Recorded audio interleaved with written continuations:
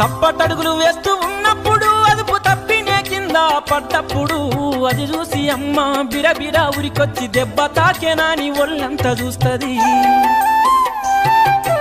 ఆస్తిపాస్తులు ఎన్ని ఉన్నా లేకున్నా మేడమిద్దెలు లెక్కలేనన్ని ఉన్నా కన్న కడిపే మేడమిద్దెలనుకుంటది, కడుపు తీపే ఆస్తిపాస్తులనుకుంటది.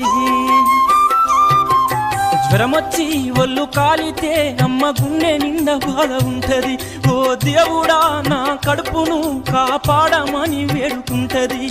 కొడుకు లేచి నవ్వి ఆడినప్పుడే అమ్మ ముఖముల కోటి దీపాలు వెలుగును. అమ్మా కమ్మనైన అమ్మ పాట వింటే ఎంత మధురమో.